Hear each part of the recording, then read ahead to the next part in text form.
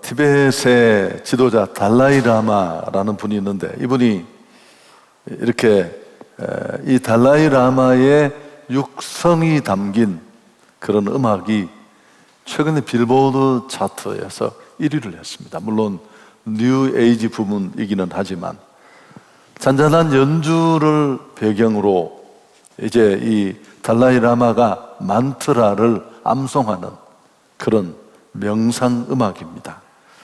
제목이 이너 월드, 내면 세계라는 그런 뜻이 있습니다.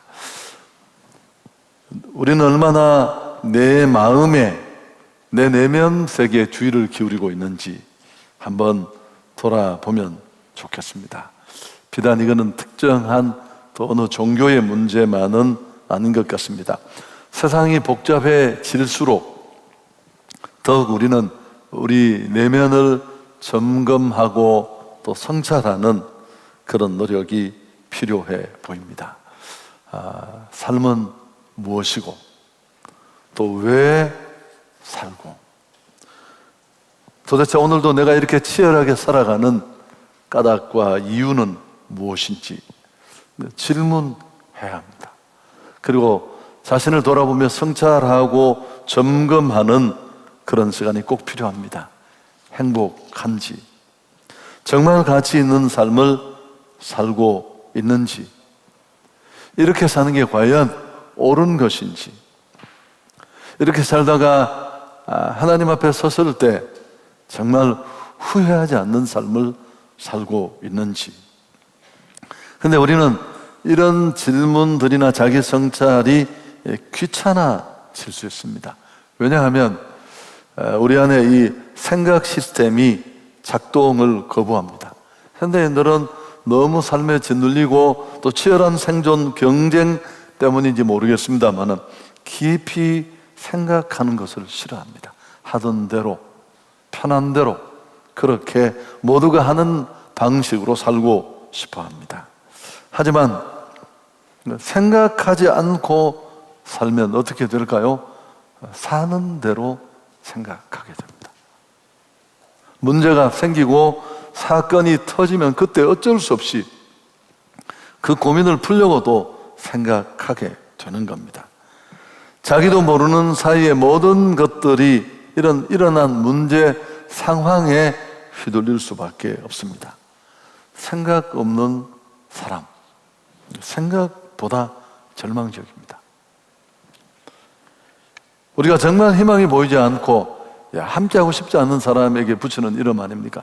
참 그 사람 참 생각 없는 사람이더라. 한 번뿐인 인생, 한 번뿐인 생애를 그렇게 살 수는 없을까요? 물론 인생의 답을 찾는 일은 쉽지 않습니다. 그러나 끊임없이 우리는 멈추어 서서 내면을 돌아보면서 나는 누구이고 무엇하는 사람인지를 물어보아야 합니다. 그래야 인생이 진지해질 수 있습니다. 내 직업이 자기 자신인 줄 착각할 수 있습니다. 우리는 모르는 거 정말 많지만 특히나 나를 잘 모를 수 있습니다. 소크라테스가 너 자신을 알라라고 했는 그 말은 어떤 자신입니까? 바로 아무것도 모르는 자신입니다. 자기가 다른 사람보다 좀 더 많이 아는 게 있다면 내가 무지하다는 것을 알고 있는 것이라고 했잖아요. 그러니까 우리는 사실은 모르는 것 투성이인데 내가 잘 모른다는 걸 알면 그래도 소망이 있고 개선의 여지가 있습니다만 그것조차 놓치면 어려워집니다.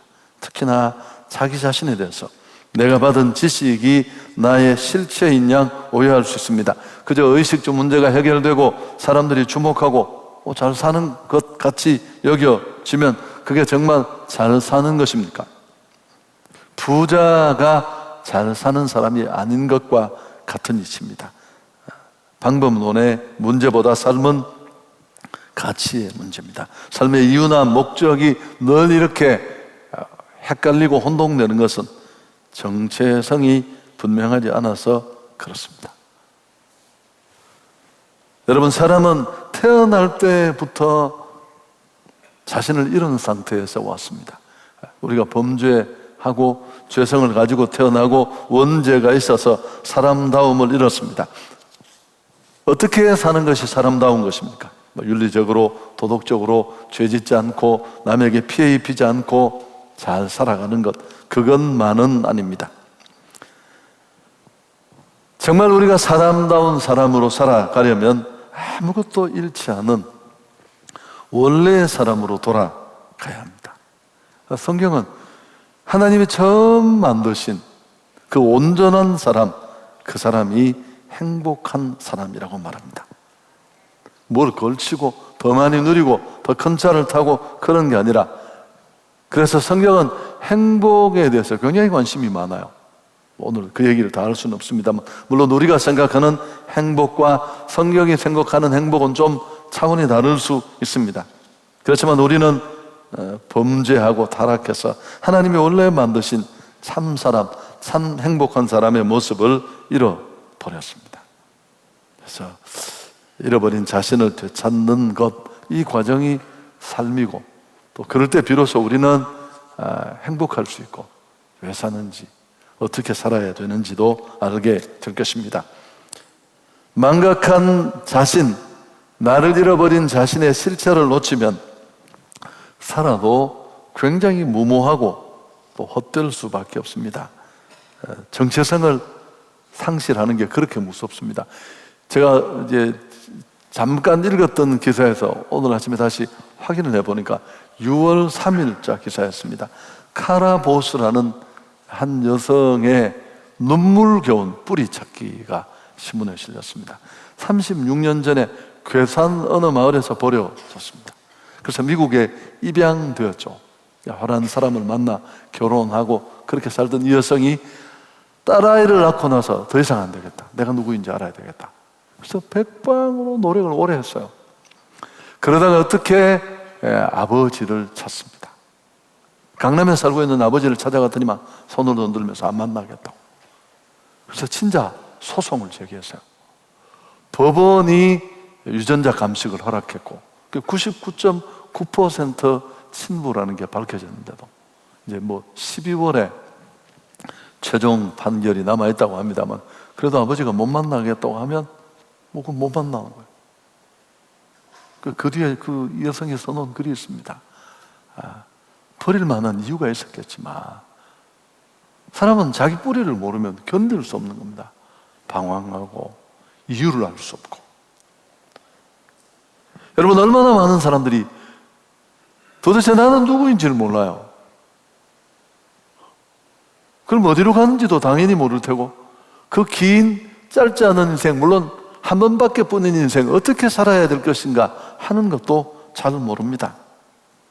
이게 도대체 이보다 더 큰 방황이 어디에 있겠습니까? 이걸 모른 채 시작과 끝을 모르는 인생이 뭘 걸치고 뭘 먹고 뭘 누리든. 지난 주간에 4천억 부자가 쓴 책을 읽었습니다. 왜 읽었는지는 묻지 마십시오. 사람이 질문해서 그럼 4천억을 가지면 행복합니까? 그분이 자유가 있고 상당히 많은 부분에서 더 많은 것들을 누릴 수 있고, 공감합니다. 또 충분히 그렇다고 생각하고. 여러분, 그러나 그게 전부예요.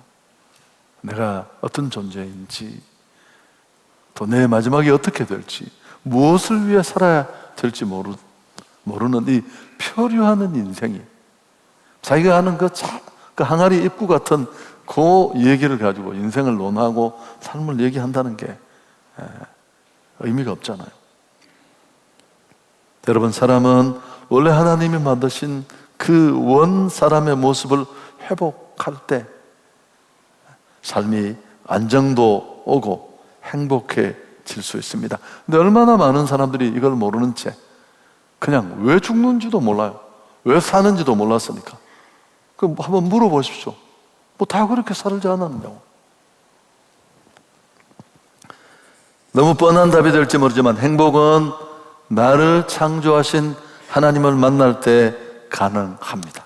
아무리 철학적인 고민을 던지고 자기 수행을 하고 인간 이해를 위해서 노력하고 학문적 탐구를 해도 그건 뻔한 얘기입니다. 물을 떠난 물고기는 살 수 있을지 모르지만 혹 생존할지 몰라도 하나님을 떠난 인생은 결코 살 수 없습니다. 톨스토이 우화에 나오는 얘기인데 물고기들이 사람들의 대화를 엿듣게 되었습니다. 물고기에게 물이 가장 중요하다는 그런 얘기였습니다. 그래서 물고기들은 그토록 중요하다는 물이 도대체 뭔지를 몰라서 고참 물고기를 찾아가서 물었습니다. 아주 연로한 물고기에게 물었더니만 그 물고기가 이렇게 대답했습니다. 우리가 그 속에 살고 있는 것이 물이다. 물은 결국 우리의 생명이라고 말할 수 있다. 우리 온몸이 언제나 그 물에 적셔 있고 날마다 그 속에서 살기 때문에 우리가 느끼지 못하고 생각조차 하지 못할 뿐이다. 우리가 살고 있는 게 물 속이고 물은 우리에게 생명이다.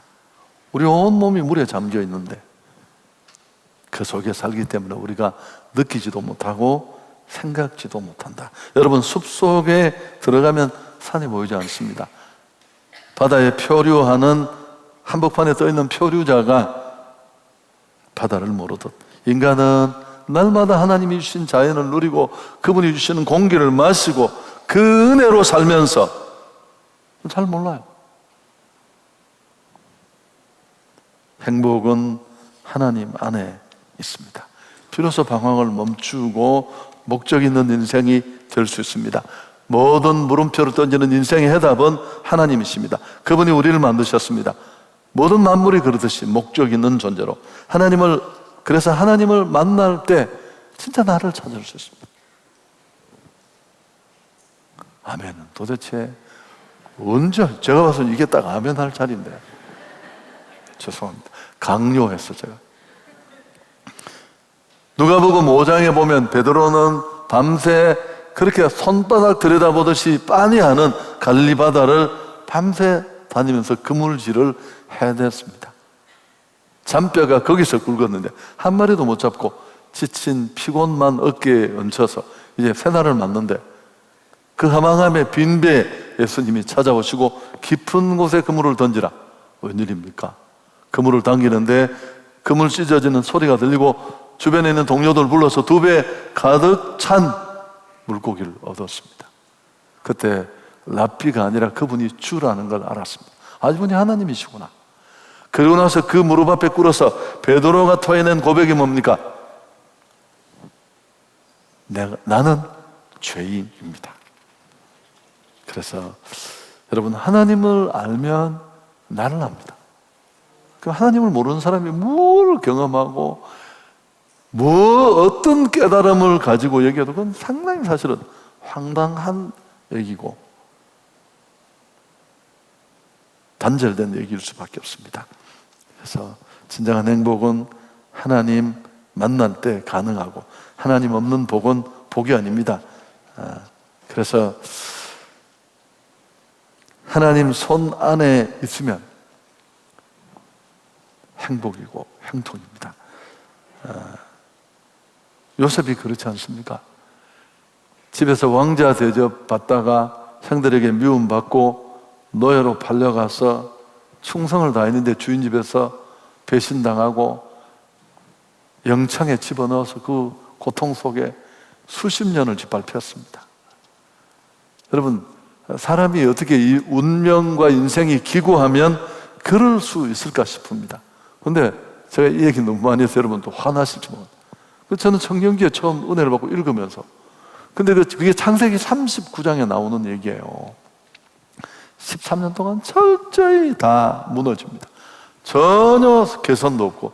근데 성경은 그 구절 속에 3번, 4번 형통했다. 영어 성경을 보면 successful man, 성공한 사람이에요. 이게 무슨 성공이에요? 버림받고 죄인으로 몰리고 다 처참한 상황에 철저히 망가지고 희망은 1도 보이지 않는데 여러분, 이유가 뭘까요? 하나님이 그곳에 계셨어요. 사람이 볼 때는 너무 저런 인생이 어디 있겠나 싶고 기가 막히지만 그는 하나님의 손에 이끌리고 있었고 그곳에 하나님이 있었기 때문에 형통한 사람이었습니다. 여러분, 하나님 없는 복은 아무것도 아닙니다. 이상이든 현실이든 하나님 없이 축적된 건 한 손에 움켜진 모래와 같이 금세 흩어질 수밖에 없습니다. 잘 살아도 못 살아도 죽습니다. 그 찰나의 순간이 지나면 심판이 있고요, 영원한 지옥 형벌이 있고, 솔로몬이 그 많은 것을 누리고 내린 결론이 뭡니까? 헛되고 헛되며 헛되고 헛되다. 아무것도. 행복은 하나님 만날 때 시작됩니다. 하나님은 우리를 그분의 형상을 닮은 목적 있는 인생으로 만들었습니다. 세상 중심의 삶이 하나님 중심의 삶으로 회복되고, 왜 사는지, 어떻게 살아야 되는지, 무엇을 위해 살아야 하는지 철저하게 알 수 있습니다. 나는 어떤 모습인지. 여러분, 이런 고민을 가지고 살아야 돼요. 지금 내가 살아가는 인생은 뭘 남겼고 얼마나 열심히 살고 이런 걸 떠나서 정말 내 인생에 철저히 하나님이 간섭하시고 있는가? 잘 되는 인생, 성공하는 인생이 목표가 아니라 하나님의 손에 다루어지고 있는가? 하나님 없이 달리고 있지는 않습니까? 한번 돌아봅시다. 고민도 없이 살고 있지는 않습니까? 그저 열심히만 달린다고 되는 게 아닙니다. 방향이 더 중요하다고 했잖아요. 방향이 잘못되면 다시 돌아와야 돼요. 열심을 낸 것만큼 그분과는 더 멀어질 수 있습니다. 그래서 진짜 행복의 경이로움이 언제 우리를 찾아오느냐? 하나님 계획 안에 그분과 함께 있을 때입니다. 아무도 주목하지 않고, 생활도 제대로 되지 않고, 고난받고 초라하고, 동기 만나도 너무 부끄럽고, 그럴 수 있어요. 그래도 그가 하나님의 손에 이끌리고 있는 삶이라면 목적 있는 인생이고 행복한 인생이고 축복입니다. 저는 최근에 참 회개할 게 많습니다만, 돌아보면 매번 어려운 자리에 과연 저 산을 내가 넘어갈 수 있을까 싶은 자리에 던져졌는데, 그래서 한때는 좀 속상하더라고요. 하나님, 저게도 좀 꽃길을 주시지. 돌아보면 그런 꽃길을 받을 만한 여건이 내게는 없어요. 그래도 힘들지만, 또 주변 사람들 보기에 약간 불편할 수 있었지만 불행하지는 않았습니다. 돌아보면 그건 그분이 이끄신 길이었습니다. 난 도망가지 않았고요, 죽든 살든. 나는 하나님 안에 있는가? 나는 욕망에 이끌리고 있는가? 하나님께 이끌리고 있는가? 돌아보면 좋겠습니다. 여러분, 하나님과 반듯해지면 사람 관계도 다 새로워지고 물질 관계도 다시 정립되고.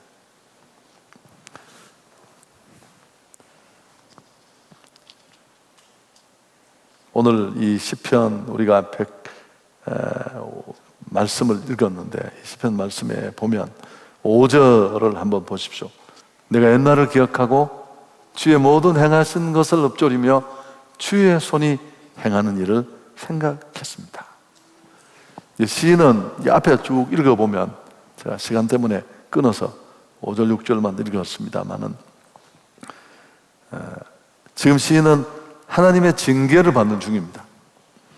원수들이 아주 떼거리로 몰려와서 그를 공격합니다. 이 고통을 견딜 수 없어서 하나님의 도우심을 토로하는 내용이 3절, 4절에 나옵니다. 그러다가 그는 범죄 이전에 그가 잘못하지 않고 또 하나님이 은혜를 주셨던 지난 날을 회상하고 그 주의 인자의 근거에서 구원을 간구합니다.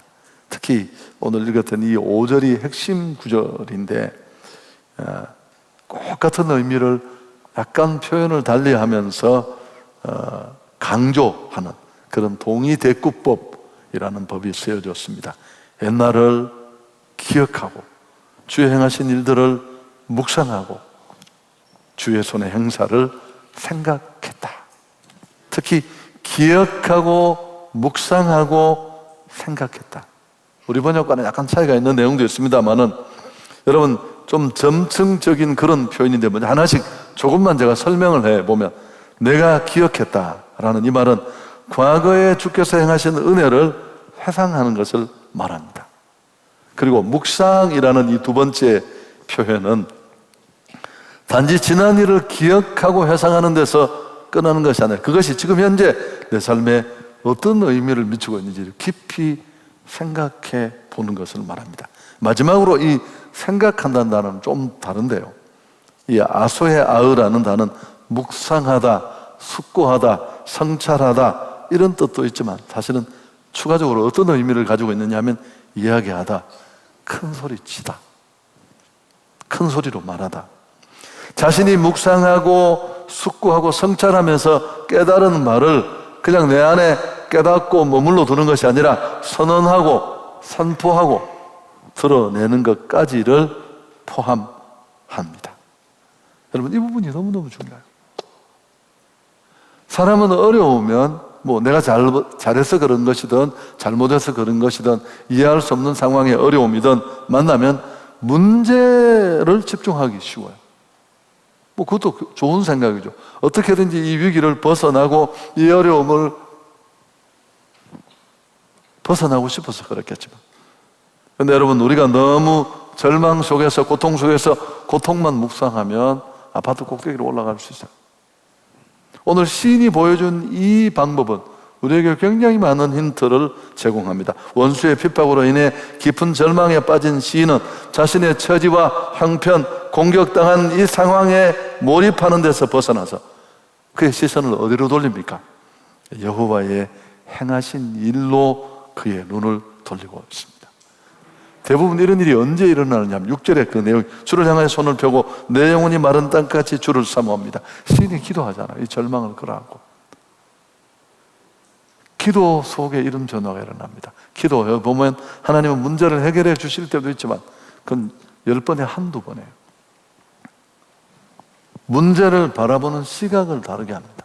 죽었다 싶고 큰일 났다 싶은데 여전히 내가 하나님 안에 있고 신실하신 그분이 이번에도 새롭게 하실 것이다. 이런 변화들이 기도 속에 일어납니다. 그러자 그는 과거 행했던 하나님의 일을 기억하고 확신할 수 있었고 묵상하고 생각하면서 이 위기를 벗어날 수 있었을 것입니다. 오늘 이 설교를 한 중요한 내용이 이제 지금부터 나오는데, 여러분, 코로나를 우리가 만났습니다. 아무도 이런 코로나를 생각해 본 적이 없어요. 6개월 전반에도. 근데 이 6개월, 7개월 동안에 우리는 상상하지 못했던 많은 일들을 당했습니다. 지난주에도 말씀드렸지만 전 세계, 전 영역 예외가 없습니다. 아마 이 코로나19가 만들어낸 이런 여러 가지 변화들은 다시 이 전염병이 물러가더라도 원래로 돌아갈 수는 없습니다. 우리는 어떻게 해야 할까요? 코로나에 너무 집중해가지고 막 묵상하고, 물론 개인 위생도 철저히 하고 사회적 거리두기, 또 교회도 예를 써야 되겠죠. 백신도 제가 올라오기 전에 잠깐 기사를 읽었습니다만 122개 정도 백신 연구가 진행 중이고, 또 주목할 만한 몇 개, 두세 개 정도도 있고 등등, 빠르면 올 10월쯤에 충분치는 않지만 백신이 나올 수 있고, 보통 백신 개발에 10년이 걸린다는데 놀라운 속도거든요. 그럼에도 불구하고 여러분, 그렇게만 해서는 문제가 해결되지는 않습니다. 이 변화에 어떻게 대처해야 될까? 비대면 상황이 많은 시간들을 우리에게 주었습니다. 집에서 보내는 시간이 많아서 TV도 잘 팔리고 배달 문화도 아주 놀랄 만큼 그 성장이 일어나고, 이탈리아의 물리학자고 소설가인 파울로 조르다노는 최근에 전염의 시대를 생각한다라는 책을 출간하면서 이런 얘기를 했습니다. 정상적인 일상이 우리에게 허락하지 않았던 생각의 시간으로 이 시기를 활용했으면 좋겠다. 제가 여기서 이 제목을 그대로 가요. 여러분, 우리는 이 시간은 좀 자기를 돌아보고 성찰하고 생각하는 시간으로 삼았으면 좋겠습니다. 밖에도 못 나니까 집에서 게임기 사놓고 밤새 게임기 오고 괜찮았습니다. 애들하고 그렇게 교제를 하는 것도 우리가 그런 시간이 좀 부족했으니까. 그러나 그럴 수만 없습니다. 제가 그랬죠. 이 위기가 지나고 나면 실력이 드러날 것입니다. 모두에게 주어진 똑같은 어려움이지만 그 어려움 속에 얼마나 본질에 충실하고 자신을 돌아보며 잘 자숙하고 관찰하고 중요한 걸 놓치지 않고 점검한다면 여러분 생각의 힘을 아십니까? 저는 매주 설교를 해야 되는데 진짜 피를 말리는 일입니다. 그게 얼마나 힘든 일인지는 뭐 여러분 하는 일도 다 마찬가지지만 뭘 뺏겼던 뭐 예전에 했던 설교를 재탕을 했던 뭘 했든 간에 매주 A4 용지 5페이지, 6페이지 원고를 만들어내야 돼. 이게 보통 일이 아니에요. 오늘도 일부를 하고 나니까 너무 절망스럽더라고. 그래서 얘기를 했더니 아내가 괜찮은데 왜 그래요? 그분은 항상 그럽니다. 제가 너무 득이양양하면 또 누르고 또 기가 죽으면 약간 올려주고 그렇게 하는. 그래서 맨날 그래요. 그러면서 1부 지나고 2부 지나고 한두 지나고 두주 지나고. 무슨 얘기를 하고 싶으냐 하면 원고만 봐서는 자료만 고민만 해서는 근데 사실은 그 단순한 걸 들고 묵상하고 내면화하고 이럴 때 수준이 달라지는 생각이 나와요. 아이디어가. 못 알아들으시면 어쩔 수 없습니다. 여러분, 그래서 묵상이나 성찰, 깊은 생각이 만들어내는 힘입니다. 그래서 그게 막연한 정보나 지식이 지혜로까지 연결돼야 합니다. 현대인들이 주변적이고 얕은 것으로부터 쉽게 규정하고 결정하는 것, 그 선택이 우리 삶에 그대로 되돌아오는데 이런 일이 자꾸 발생되면 어떻게 될까요? 한두 번은 그럴 수 있지만 얘기는 분분한데 깊이는 사라집니다. 여러분, 기업하는 사람, 뭐 목회자 다 마찬가지입니다. 그래서 이번 기회에 꼭 여러분 휴가든 또 코로나 때문에 집에 머물러 있던 어떤 상황이든지 좀 자신을 깊이 돌아봤으면 좋겠습니다. 오늘 특히 이 기억하라, 이 세 가지를 한번. 첫 번째는 내가 어떻게 여기까지 왔는지. 나도 노력했지만 하나님이 얼마나 많은 은혜를 주셨는지. 여러분 아마 깊이 묵상하고 나면, 돌아보고 나면 도움 받은 사람들 너무너무 많고요. 무엇보다 부족한 나의 연약함 위에 되게 하시고 가능케 하시는 하나님의 은혜가 있었다는 것. 나의 나 된 것은 하나님의 은혜로다. 두 번째, 또 묵상하고 그 최복이라는 본죽 대표, 본죽의 권사님이셨어요. 저희 교회 와서 그 간증을 하셨죠. 저는 그때 제가 다른 데 설교가 있어서 이제 교육자들 피드백 나누는 시간에만 함께 했는데 이 표정을 보면 알잖아요. 굉장히 큰 은혜가 있었다. 제가 그래서 다시 한번 그분 간증을 들었는데 아주 여러분 꼭 안 보시면 한번 영상 너무너무 많은 게 우리 홈페이지에도 있고요. 굉장히 그 은혜를 제대로 받은 분입니다. 많은 것을 누리다가 일순간에 다 날려버리고 체중이 90kg로 늘어나서 매일매일 정신병 치료받으면서 자살 생각을 하고 이랬던 분이 그 고난의 밑바닥에서 자기를 돌아보면서 생각했습니다. 그리고 내가 얼마나 교만했는가. 여러분 그 그릇, 나는 그냥 그릇인데 그릇은 아무 자랑할 게 없고 그냥 내용을 담아주시는 분이 담는 그릇일 뿐이라는 거죠. 깨끗함이 필요하고 거룩함이 필요할 뿐이지. 그러면서 철저하게 말씀을 제가 들어보니까 어떤 목회자보다도 더 정확하게 여러분 그렇게 하면, 그리고 그 얘기도 하더라고. 본죽이 여기까지 오는 동안에 정말 어려움이 없는 줄 알았는데 사건이 한두 개가 아니더라고요. 이런저런 식품 또 막 매스컴에 이슈가 됐던 일들부터 그때마다 기업은 사활이 걸린대. 이 코로나도 지금 존폐를 걱정해야 될 위기에 있대. 그래서 자기는 걱정하지 않는데 난 그저 그러실 뿐이니까 다. 그래서 마지막 한 가지는 생각하라지만 사실은 전파하라, 간증하라에 더 가깝습니다. 생각에서 그치지 말고 그 하나님의 역사를 입으로 선언하고 선포하는 건데, 여러분 정말 조심해야 할 것은 자랑하는 것과 간증하는 것은 이 경계선이 사실은 애매해요. 누구는 간증하는 것 같은데 보면 자랑해요. 그럼 성령이 역사하시는 게 아니고. 그래서 설교 정리하겠습니다. 나를 다시 찾을 수 있으면 좋겠습니다. 좀 내면을 깊이 돌아보면서 나는 누구인가?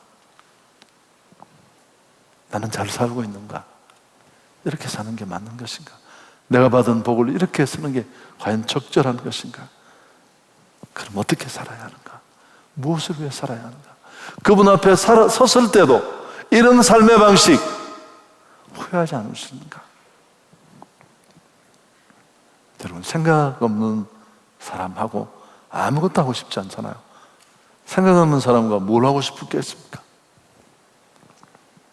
그래서 하나님과의 관계, 또 내 안에 잘못된 욕망들이 있으면 잘라내고 더 차분하고 단단해져서 돌아왔으면 좋겠습니다. 묵상은 머리에 있는 막연한 지식을 어떤 상황도 대처할 수 있는 지혜로 만드는데 아주 큰 역할을 합니다. 얘기 안 하고 설교 마치려고 합니다. 우리는 좀 강한 훈련, 교육 이런 것들을 일컬어서 스파르타식 교육이다, 훈련이다, 그런 얘기를 자주 합니다. 근데 이 스파르타 사람들은 강한 훈련 또 체력 이런 것들로 그 시대에 이 도시국가들을 이기고 승리한 것으로 알고 있다는 겁니다. 근데 사실은 이 플라톤의 프라타고라스를 보면 이 스파르타 사람들은 체육보다는 철학을 더 사랑했다고 합니다. 고대 철인들이 이 부러워할 정도의 그런 최고의 철학과 변론 교육을 그들은 했다고 하는데, 그럼 왜 스파르타 사람들은 강한 육체만 추구한 국가로 알려져 있을까? 이 내용이 재미있어요. 이게 스파르타 사람들의 비밀인데, 사실은 플라톤은 프라타고라스에서 이렇게 설명합니다. 제가 한번 그대로 읽어드릴게요. 이 지방 사람들은 자신들이 다른 그리스인들보다 뛰어난 것은 지혜로 인한 것이 아니라 싸움과 용기로 얻은 것이라고 남에게 인식시키려 했다. 그들이 뛰어난 이유가 상세히 밝혀지면 모든 사람이 지혜를 갖추려 애쓸 것이라고 생각했다. 지금도 이 비밀은 잘 지켜져 여러 나라에 흩어져 있는 스파르타 예찬가들은 거의가 그들의 계교에 넘어갔다. 그들은 권투를 하거나 가죽끈을 손에 잡고 운동에 열을 올리거나 짧은 외투를 몸에 걸치거나 하여 그들의 흉내를 냈다. 왜냐하면 그로 인해 스파르타인들은 모든 그리스인들 앞에서 우월한 지위를 차지하고 있다고 생각했기 때문이다. 사실 스파르타가 강국이 된 건 지혜 때문인데, 이걸 알면 모두가 지혜를 연마하면 어려워지니까 소문을 뻥으로 낸 거죠. 우리는 막 훈련하고 강하게 체력을 가꾸어서 이겼다. 이게 전 세계에 다 설득이 돼서 지금도 우리는 스파르타식 교육 이런 얘기를 한다는 거예요. 여러분, 이런 얘기를 듣고도 그렇게 머리가 그렇게밖에 안 끄덕여지십니까? 그러니까 어느 자리에나 그렇습니다. 어떤 영역이나 다 마찬가지입니다. 남다른 결과를 만드는 사람들은 하나같이 깊은 내면의 세계가 있고요, 자기 돌아봄의 기회가 있습니다. 이번에 코로나 때문에 집에 계실 때 꼭 한번 애들한테 부탁, 아빠가 2시간만 방에 들어가서 좀 생각 좀 하고 나올게. 좋습니다. 또 혹시 휴가가 주어진다면 하루라도 내가 한번 돌아봤으면 좋겠어요. 도대체 나는 누구이고, 또 삶은 무엇이고, 어떻게 살아야 되고, 너무너무 은혜를 많이 받아 나는 과연 이렇게 주신 그 축복들, 자원들을 활용하는 게 정당한가? 후회하지 않을 수 있는가? 그분 앞에 섰을 때도 반성의 여지가 없는가? 돌아보고 더 새로워질 수 있기를 축복합니다.